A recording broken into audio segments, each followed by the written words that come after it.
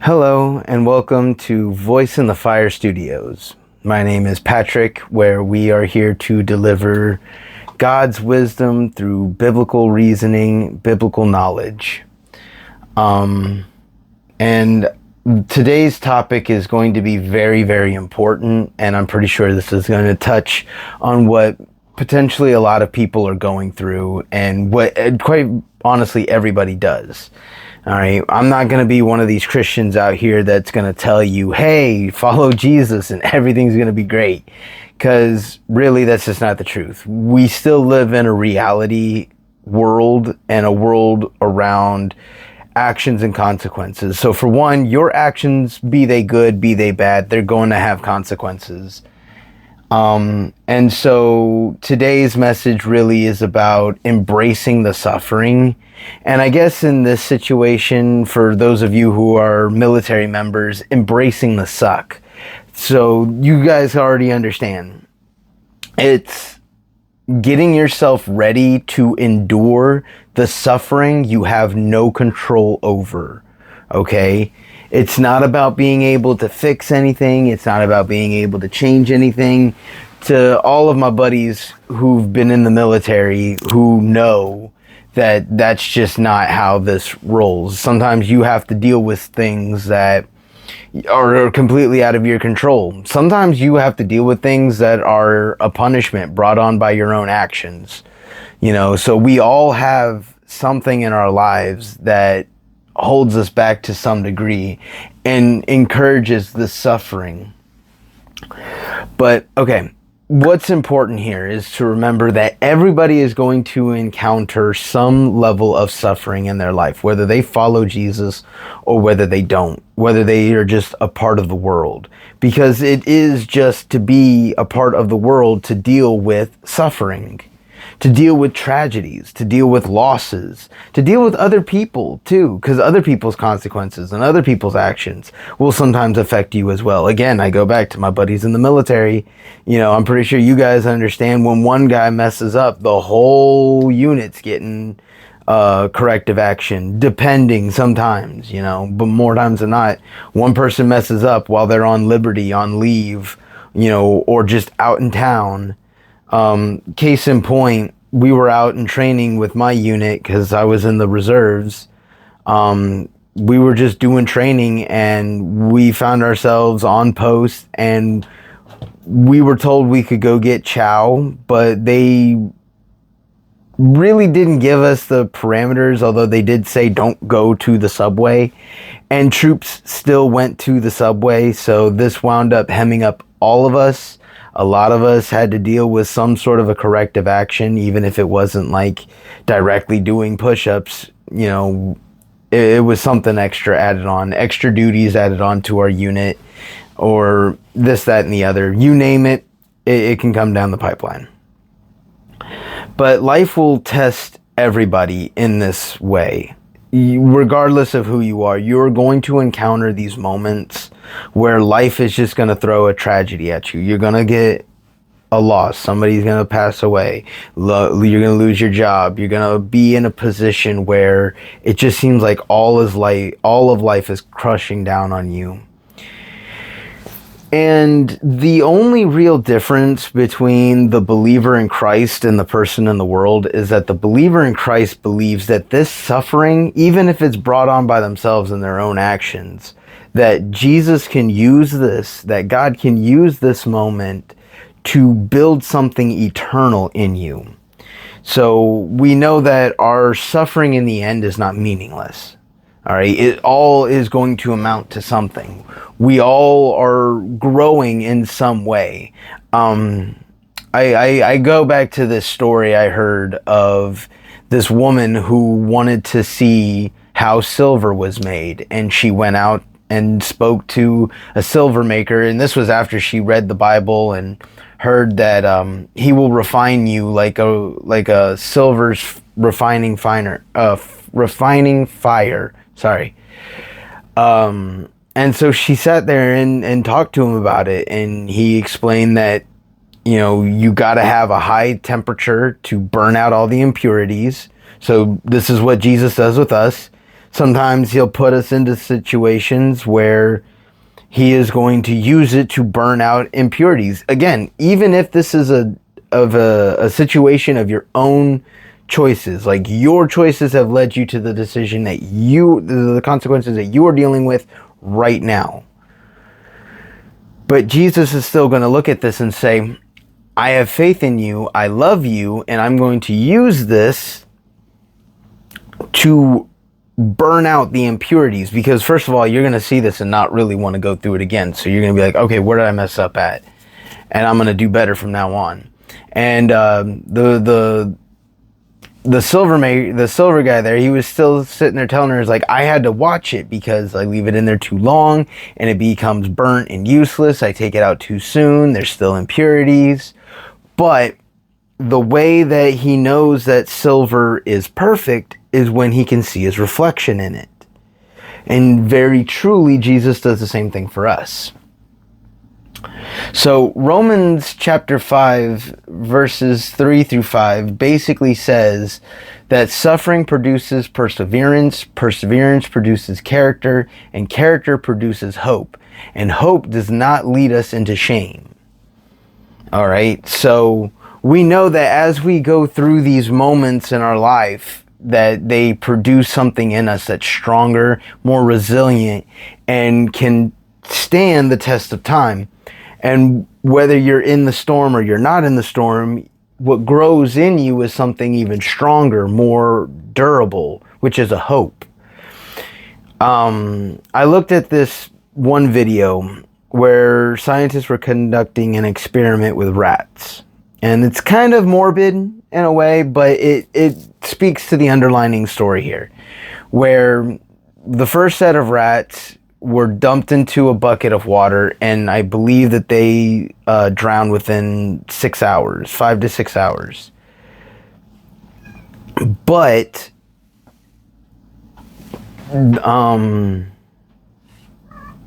when the second set of rats was placed into the bucket, the scientists pulled the rats out at exactly before the 6 hour mark and dried them off, gave them food, gave them a chance to live, and then the next day they did it again, and this time they had no plans of pulling the rats out, but they didn't know this. The rats didn't. And the rats stayed in there for over, 24 to 26 hours. Underlining thing that the scientists had written on there was they had hope. They had even a sliver of hope kept these rats alive, which I think leads me to believe that if a person in the very same situation has no hope, he's ultimately going to succumb to his situation. He's going to allow himself to drown. But even if a person has even a sliver of hope, the tiniest little piece of hope, that is enough to keep that person going almost indefinitely. It is unreal on how much hope will keep you going. In 2 Corinthians chapter 4 verses 16 through 18, it talks about how outwardly wasting away but inwardly being renewed. Troubles are temporary, but what God builds is eternal. So outwardly, you might get beat up. You might get destroyed. You go to the gym, and at first you look clean, you look fresh, you look good. But as you're pumping iron, as you're doing things, your face gets red, you get sweaty, you start to look tired. You spend enough time working out, and eventually you look like you just went through a brawl and you came out on the losing end, you know? But what is that doing on the inside of you? You know, outwardly you look like you're getting destroyed. Outwardly you look exhausted and physically wrecked. But on the inside, you're building something stronger for yourself. You're building up to do something, to be something stronger than you were before. So even when you can't see it, it still produces things. And the things that it produces patience, compassion, resilience, faith. And all of that correlates from having hope. Having hope that your struggles, that your suffering is not meaningless. Let's continue. Again, in 2 Corinthians chapter 4, verses 8 through 9, we are pressed, but we're not crushed. We're struck down, but we're not destroyed. You know, a person learning how to ride their bike is going to stumble, is going to fall. A person learning how to roller skate, rollerblade, skateboard, any kind of extracurricular activity like that that requires some level of talent is going to have you getting crushed, is going to have you feeling terrible. And then when you have other people around you who are doing it as well, but they're doing it 10 times better than you, there's pressure. There's pressure to perform. There's pressure to do better. No matter what you're doing, you go into any kind of a job, you go into any kind of a life environment, and there's going to be pressure, especially if you feel like you ultimately may not belong there.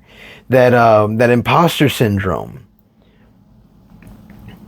But in all of this, for the believer, his weakness and hardships are not wasted, but instead they display the power of God. And every setback is a chance to trust God even deeper, you know.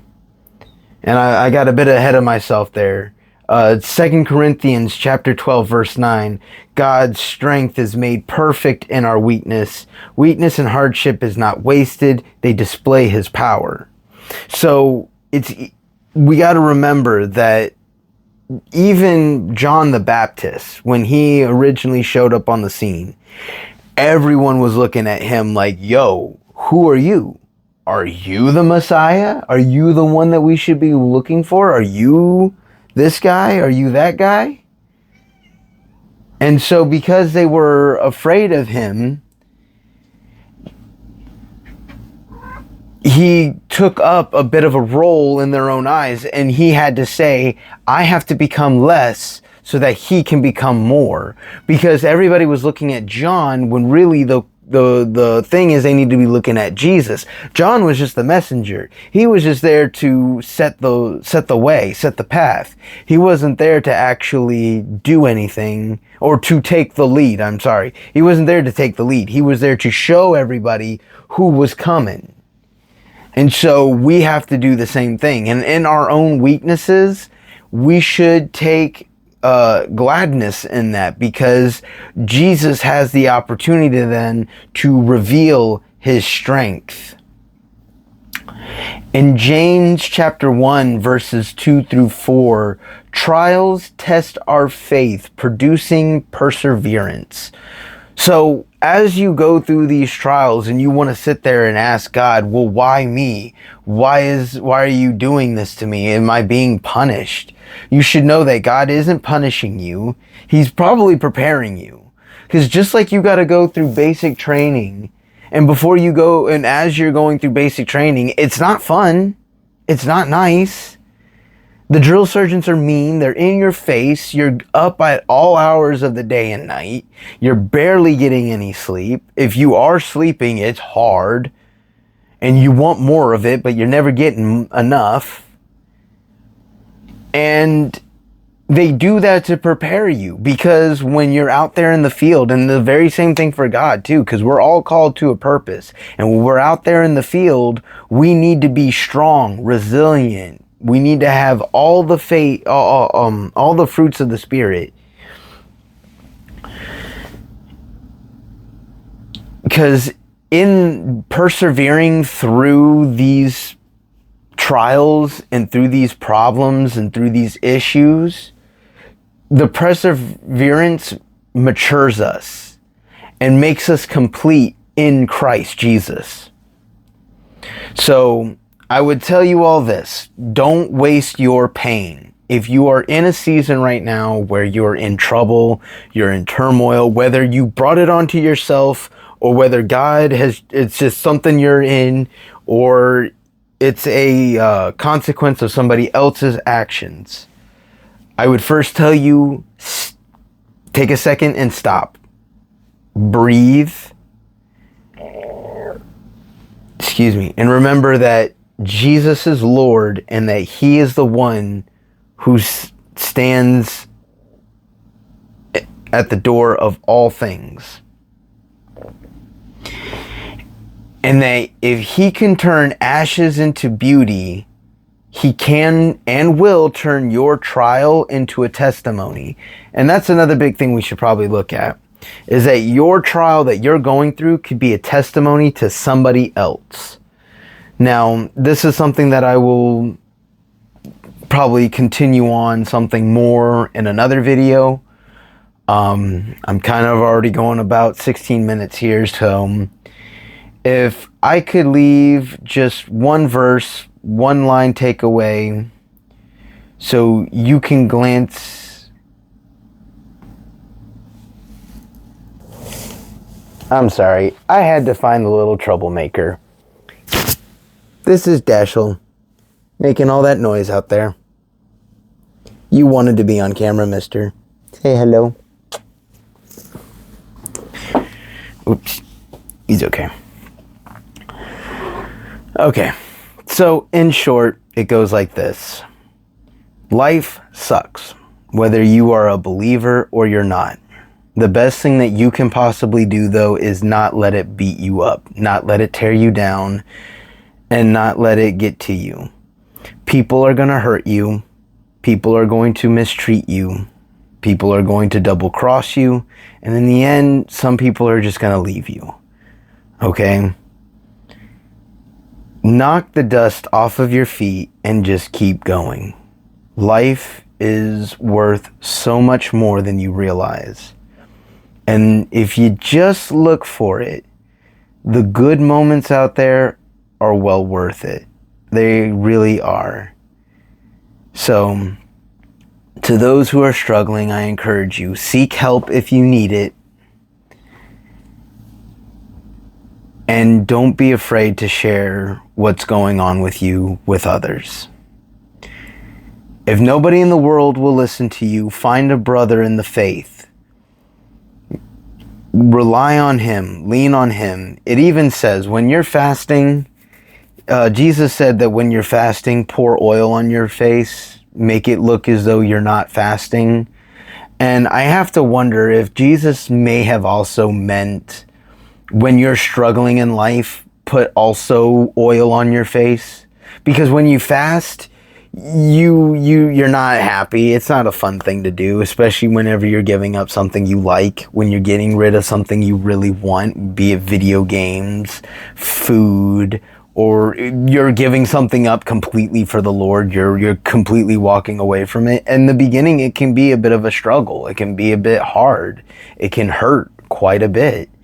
But again, I go back to just like in the gym, working out, you stress out your muscles to build them. I know mine are kind of small right now. I'm working on it. But you stress out the muscles to build it. Well, very truly, Jesus has to stress you out spiritually to build you up spiritually. So to all of my friends out there who are struggling, know you're not alone. There are brothers in the faith with you. Keep pushing forward. You have no excuse to stop. I love you all. May God bless you all, and have a wonderful day.